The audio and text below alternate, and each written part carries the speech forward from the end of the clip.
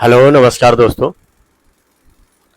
एक गौरी होती है, उसका पति एक्सीडेंट में ख़त्म हो जाता है और वो अपना जैसे तैसे अपना जीवन गुजार रही होती है और उसका एक जोट होता है जिससे वो नैन मटक्का उसका होने लगता है और लगभग एक दूसरे के वो भी प्यार में ज़्यादा नज़दीकियाँ बढ़ाने लगे थे और वो भी एक दूसरे से प्यार करने लगते हैं और उन लोगों में शारीरिक संबंध हो जाता है और शारीरिक संबंध में कुछ दिन बीतते हैं और बीतने के बाद फिर वो जेठ जी के साथ ऐसा क्या कर देती है जिससे जो है आगे जो है बहुत ही परिस्थिति बहुत ख़राब हो जाती है और पूरा गांव शॉक हो जाता है और इनके जेठ भी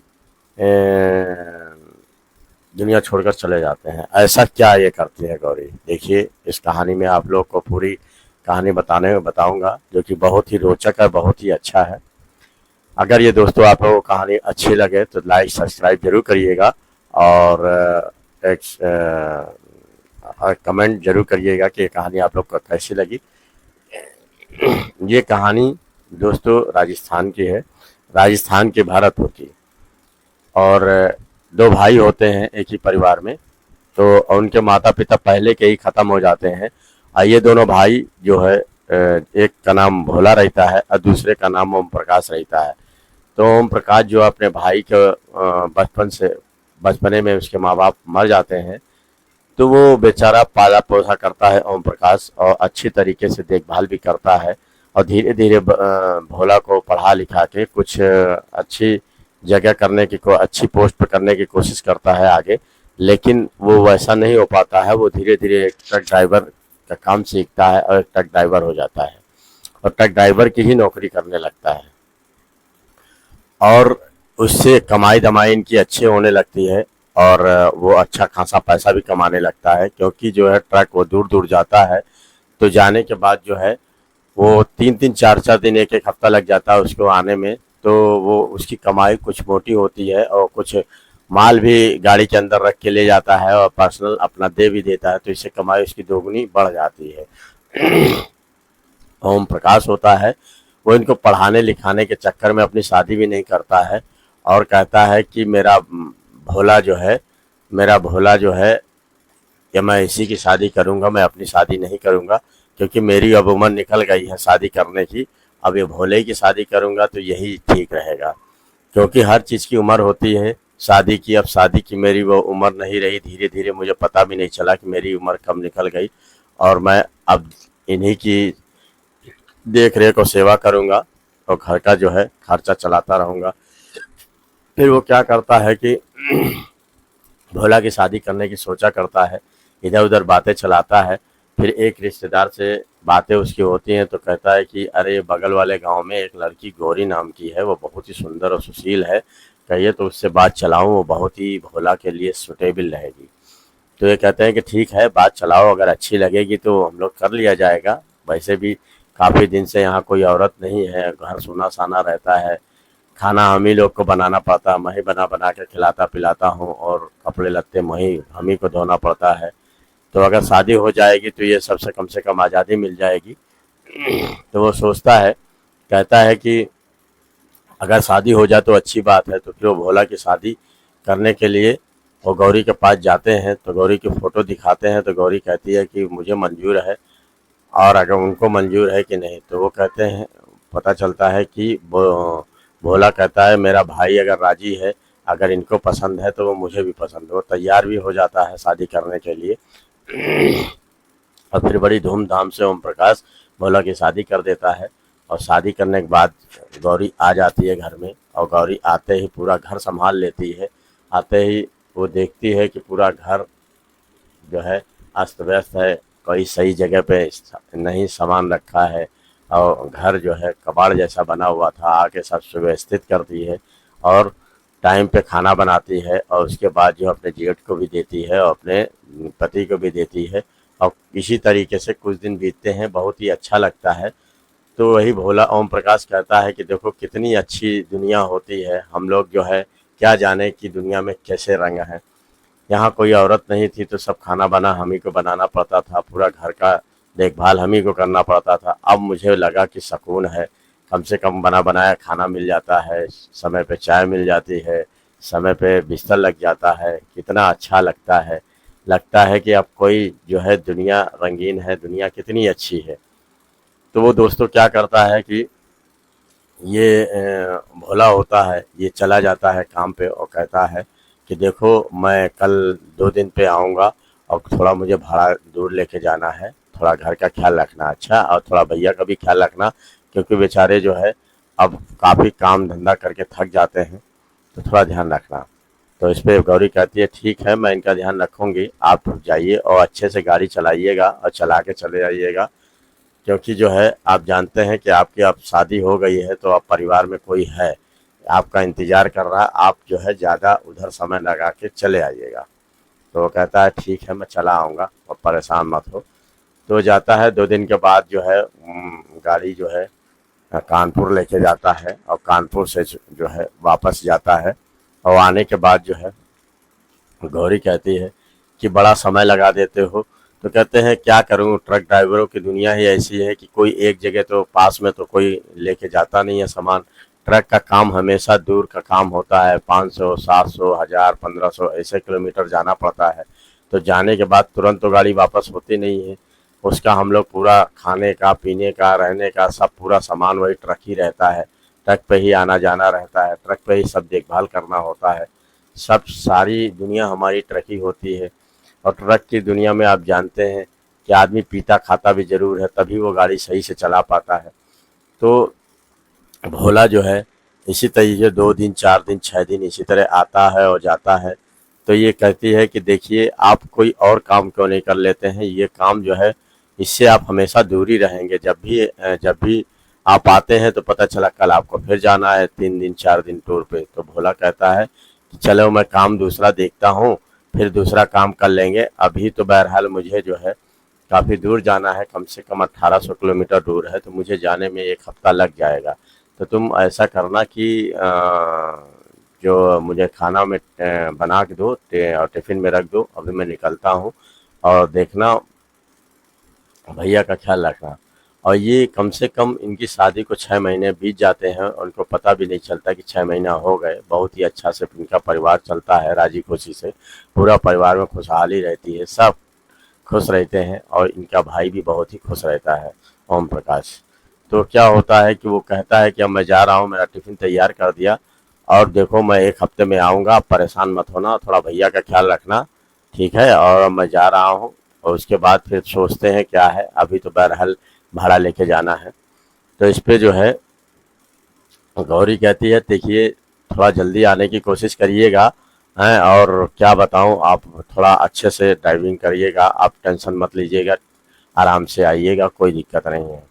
इस पे जो है क्या करता है कि भोला जो है चला जाता है और जाने के 2 दिन बाद पता चलता है कि एक खबर आती है गौरी के पास कि गौरी तुम्हारे पति का एक्सीडेंट हो गया है और वो ऑन स्पॉट ही ख़त्म हो गया है। ये सुन के जो है इसके इसके पैरों तले ज़मीन खसक जाती है गौरी की, और गौरी को सुध बुध खो के ऐसा रोती है जैसे लगता है पूरा परिवार लूट गया, उसका संसार लूट गया। तो ये बात तो सही है दोस्तों, अगर कोई किसी का पति अगर मर जाए तो उसी से ही सारा संसार जुड़ा होता है। ये समझो कि पूरा परिवार बेकार हो गया, विध्वंस हो गया। वो बेचारी बहुत रोती है, रोने के बाद जो है जेठ उसको चुप कराते हैं, कहते हैं कि अरे चुप हो जाओ, अब क्या कर सकती हो, जिसको जितने दिन जीना होता है वो उतने ही दिन जीता है, ये समझो उसको उतने ही दिन रहना था। और रहने के बाद किसी तरह चुप कराती है।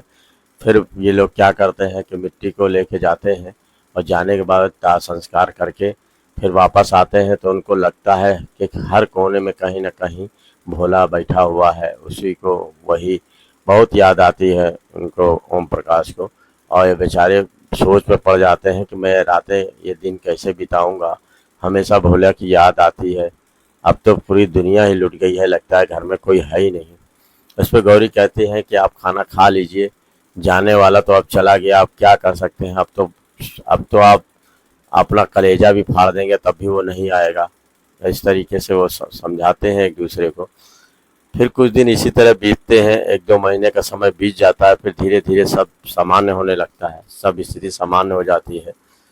फिर ये गौरी जो है, गौरी को कुछ दिन बाद भोला की याद आने लगती है। वो सोचने लगती है कि काश भोला अगर रहते तो मेरी कम से कम आंतरिक जो शारीरिक आवश्यकता है वो पूरी हो जाती, और ये बाहरी तो कोई भी पूरे कर देगा, खाना पीना की तो बात अपनी होती है, लेकिन कुछ शारीरिक सुख अपना एक अलग होता है, जिससे पूरा शरीर जो है सुखी हो जाता है, खुश हो जाता है। तो ये कैसे क्या हो, तो वो इधर उधर देखती है, उसको समझ में नहीं आता है क्या करूं, कैसे करूं, किसको। फिर एक दिन वो देखती है तो ओम प्रकाश एक खटिया पे सोए रहते हैं। तो अपने मन में वो सोचती है कि काश ये ओम प्रकाश भी तो अच्छा खासा नौजवान है, बढ़िया है, भले शादी नहीं किया है लेकिन ये भी तो मर्दी है, और क्यों ना मैं इन्हीं से कुछ रिश्ता बनाऊं। और दूसरी चीज़ है, अभी अगर मैं दूसरे के पास चली भी जाती हूँ तो ये बेचारा अकेला रह जाएगा, इसको खाने पीने की दिक्कत होने लगेगी, और मैं तो चली जाऊंगी लेकिन किसी और पर, लेकिन इसका घर बेकार हो जाएगा। तो सोचती है क्यों ना मैं इसी से कुछ संबंध बनाऊं, मेरी भी आवश्यकता पूरी हो जाएगी और कोई जान भी नहीं पाएगा, घर की बात घर ही में रह जाएगी। तो वो अपने मायके भी नहीं जाती है, मायके नहीं जाती है, ससुराल में ही रहती है। और कुछ दिन बीतने के बाद फिर एक दिन आती है तो एक दिन आती है तो देखती है कि भोला जो है खटिया पे सो रहा होता है, और उसका सामान जो है टाइट रहता है। तो वो आके पास में बैठती है, बैठने के बाद भोला ओम प्रकाश से कहती है कि कुछ खा लीजिए। तो वो कहता है नहीं, आज मुझे खाने का मन नहीं है। तो आज भोला की बहुत याद आ रही थी। तो कहती है अब क्या करेंगे, भोला चला गया तो अब कोई जानबूझ के तो होता नहीं है, जो कुछ हो गया उसके लिए क्या कर सकते हैं। तो वो देख के फिर वो हाथ सहलाने लगती है सर पे। तो इस पे जो ओम प्रकाश कहता है देखो मुझे कितना अच्छा लग रहा है, इसी को कहते हैं शारीरिक सुख, जो अंदर से हिलोरे मार दे। तुम भी बड़ी खूबसूरत हो, क्या बताऊँ, 6 महीना हुए और भोला चला गया, तुम भी एकदम बेकार हो गई, तुम्हारी भी कुछ आशाएं हैं, कुछ सम्मान है, अब मैं क्या बता सकता हूँ, मैं बहुत ही परेशान हूँ, अब क्या करूँ। तो कहते हैं कि आप भी तो जवान हैं, आपने शादी क्यों नहीं की। तो कहता है कि मैं शादी इस वजह से नहीं, क्योंकि मुझे भोला को पालना पोसना था। मैं सोचता था कि कोई अगर शादी कर लूँगा तो इससे मैं अलग हो जाऊँगा, और वो इसे पता नहीं इसे समझेगी कि नहीं समझेगी, इसी चक्कर में मैंने शादी भी नहीं की। तो कहते हैं फिर ये कैसे, क्या मतलब आपने इनकी शादी की अपनी नहीं की। क्या फिर धीरे धीरे मेरी उम्र निकल गई। कहीं कहाँ आपकी उम्र निकल गई, अभी तो आप भोला से भी जवान लगते हैं। इस बात पे कहता है सही ठीक बता रही हो। तो इस पे वो जो है उसके स्तनों पे हाथ रखता है। तो ये बोलती नहीं है गौरी, ये भी मन ही मन उसको चाहने लगती है, और चाहने के बाद धीरे धीरे एक दूसरे से शारीरिक संबंध बन जाता है, और दोनों दोनों जो है एक दूसरे से प्यार भी करने लगते हैं और शारीरिक संबंध भी बना देते हैं। और एक बार जैसे ही शारीरिक संबंध बन जाता है फिर वो आए दिन एक दूसरे से शारीरिक संबंध भी बनाया करते हैं। तो ये दोनों ही राजी खुशी से अपना जो है बीवी मियाँ बीवी की तरीके से रहते हैं और एक दूसरे से संबंध बनाते हैं। और धीरे धीरे कुछ साल बीत जाते हैं और गांव के लोग भी कुछ नहीं बोलते, क्योंकि जो है वो क्या बोलेंगे वो भी जानते हैं कि यही दो है ही हैं, तीसरा है नहीं। अगर शादी अगर कर ले तो इसका भी जीवन में आरा न्यारा हो जाएगा। तो इस वजह से बाहर के लोग भी कुछ नहीं बोलते थे, और वो कहते हैं जो भी है अच्छा है, परिवार में अगर ये दोनों मिल भी जाते हैं तो अच्छी बात है। तो कुछ दिन बाद इसी तरह बीतते बीतते जो है कुछ दिन बाद ऐसा होता है, गौरी जो है एक लड़का संजय होता है उसकी तरफ देखने लगती है, गांव का ही होता है और लड़का बहुत ही स्मार्ट होता है। और वो अपनी गाड़ी पे गौरी को कहीं घुमाने भी ले जाता है, कहीं कोई ज़रूरत पड़ती है तो कहती है चलो आप चलते हैं। तो गाड़ी गड्ढा उसके पास रहता है, हैंडसम भी रहता है, थोड़ा पैसा भी उसके पास रहता है। तो गौरी उसकी तरफ रुझान कर लेती है, क्योंकि जो है ओम प्रकाश के पास न गाड़ी गड्ढा रहता है, गरीब रहता है और एक किसान होता है, तो उसको उतना पता नहीं रहता है। और वो जो संजय लड़का होता है वो काफ़ी सुंदर और अच्छा रहता है, गाड़ी गड्ढा भी चलाता है और पैसा कौड़ी भी रहता है, इनको घुमाने भी ले जाता है। कभी कोई सिनेमा लेके चला गया, कहीं मेला लेके चला गया, तो इससे धीरे धीरे एक उसका आकर्षण जो है संजय की तरफ हो जाता है, और जो भी होता है कहीं घूमने की बात करती है, हॉस्पिटल जाने की बात करती है, तो वही संजय के साथ चला जाया करती है। और संजय भी इसको घुमाने उमाने में इसको एक्सपर्ट कर देता है, तो ये भी शर्माती नहीं है, एक पति की तरीके से उसे यूज करती है। और कहीं भी जाना है, आना है, कुछ खरीदना है तो उसी को लेके जाती है। और फिर धीरे धीरे ओकरा आकर्षण बढ़ जाता है संजय की तरफ, और संजय भी उससे शारीरिक संबंध बना लेता है, और बनाने के बाद वो भी एक पति जैसा ही काम करता है, और कहता है कि चलो हम लोग भाग कर शादी कर लें। तो इससे जो है वो कहती है कि नहीं, अभी हम लोग पति को मरे साल भर भी नहीं हुए, अगर हम लोग शादी कर लेंगे तो दुनिया क्या कहेगी। इससे जो है कुछ दिन बाद ओम प्रकाश को पता चलता है, तो ओम प्रकाश जी कहते हैं कि देखो, तुम अब पता चला है कि तुम किसी दूसरे लड़के से नैन मटक्का कर रही हो, ये तो बहुत गलत बात है। अगर बाहर किसी से मुंह मारोगी तो हमारे हमारे घर की इज्जत क्या होगी, लोग क्या सोचेंगे। अरे तुम मुझसे प्यार कर रही थी तो मुझसे ठीक तो था, आखिर तुम्हें क्या दिक्कत थी। पर घर की बात घर में रह जाती, और कोई तुम्हें नहीं जानता कि हम लोग क्या कर रहे हैं, और परिवार का परिवार में ही रहती। तो वो मानती नहीं है, वो कहती है कि ये तो मैंने आपसे ऐसे ही टाइम पास के लिए ही आपसे प्यार कर लिया था, और बाकी जो है अब आप मेरे योग्य हो नहीं, क्योंकि आपकी उम्र बहुत ज़्यादा है। इस बात पे ओम प्रकाश को बहुत धक्का लगता है। वो कहता है कि वाकई बात तो सही कह रही है, लेकिन आखिर इसने मुझसे प्यार किया ही क्यों, अगर इसको ऐसा नहीं करना था। लेकिन वो भी इस वजह से प्यार कर लेती है क्योंकि जो उसे कोई और दिखता नहीं है। कुछ दिन बाद उसे एक लड़का जो संजय दिख जाता है, उसी से वो प्यार मोहब्बत करने लगती है। फिर वो उड़ाने भरने लगती है कि हमें और कोई अच्छा ही आदमी चाहिए, और जो घुमाने वाला हो, फिराने वाला है, दिल को समझने वाला हो। फिर धीरे धीरे वो संजय की तरफ रुझान कर लेती है। लेकिन इसको ओम प्रकाश को अच्छा नहीं लगता है, और ओम प्रकाश हमेशा जो है संजय की ओर ताक पे रखते हैं कि वो कहाँ लेके जाता है, क्या करता है, ये कितने रातें उससे बिताती है, कैसे जाती है वो। फिर एक दिन गुस्सा होता है, ओम प्रकाश कहता है कि देखो, तुम अपनी मर्यादा में रहो, मर्यादा लांघ के तुम बहुत गलत काम कर रही हो, और ये मुझे बर्दाश्त नहीं। कुछ दिन बाद में लगता है कि गांव सरपंच बुलाना पड़ेगा, और तुम्हारी जो है बातें सबको बतानी पड़ेगी। इस बात पे गौरी को बहुत गुस्सा आता है, और वो जाके संजय से कहती है कि देखो, लगता है कि इस जो है जेठ को जो है ठिकाने लगाना पड़ेगा, क्योंकि अब मुझे एक दिन भी चलने नहीं देता है। जब देखो तुम्हारी बातें किया करता है, मुझे दताड़ता रहता है।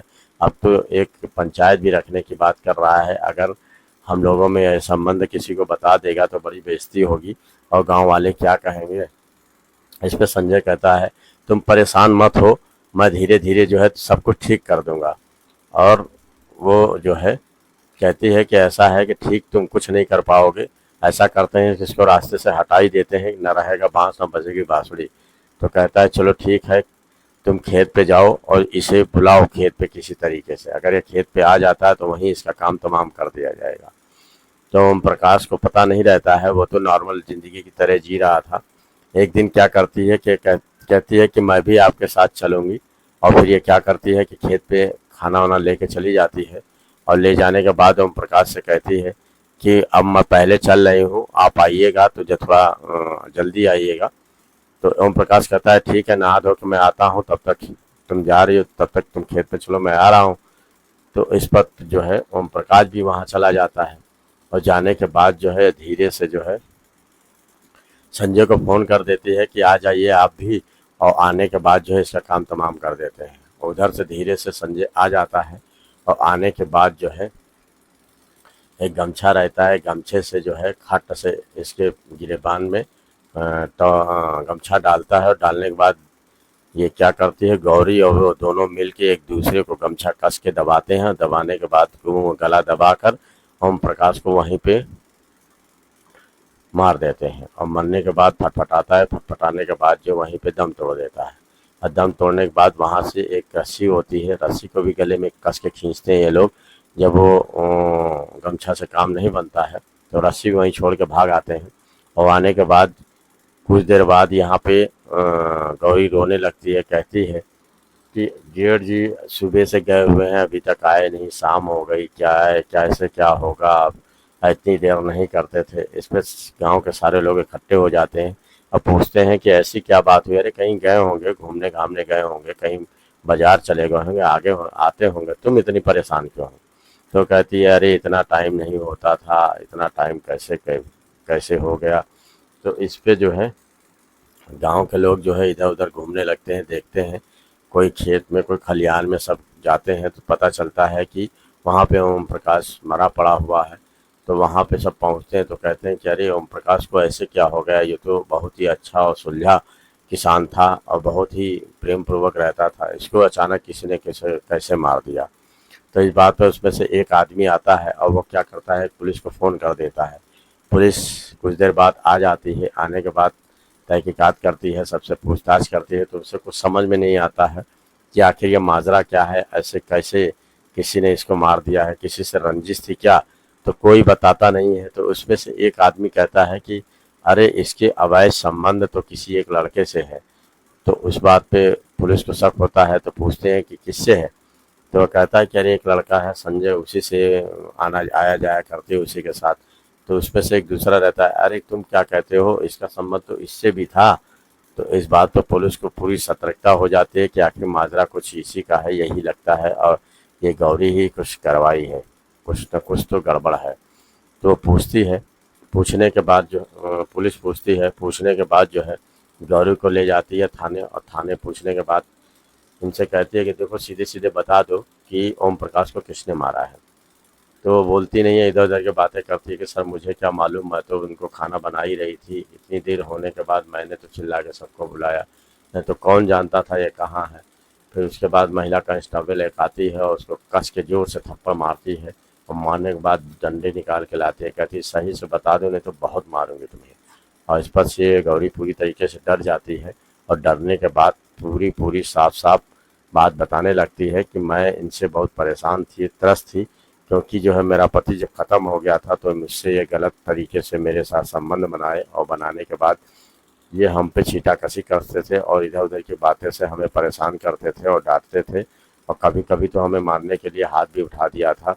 और मैं इनके साथ अब रहना नहीं चाहती थी, मैं एक दूसरे लड़के से, संजय लड़के से प्यार करने लगी थी, और इससे ये मुझे रुकावट बन रहे थे, जब देखो तब रोका टोकी, जब देखो तब मैं ये कर दूंगा वो कर दूंगा, फिर ये गाली गलौज बकने लगे थे। इससे मैं बहुत तंग आके फिर हम लोगों ने प्लान बनाया संजय के साथ कि इनके साथ कुछ करना पड़ेगा, और संजय के साथ प्लान बना के इनको रास्ते से हटा दिया। इनको एक गमछा लपेट के हम और संजय दोनों मिला के गला दबा के इनको मार दिया। और मारने के बाद मैं यहाँ आ गई और सबको चिल्लाने लगी, ले ला के सबको बुलाया। तो ये सब मैंने ही किया है।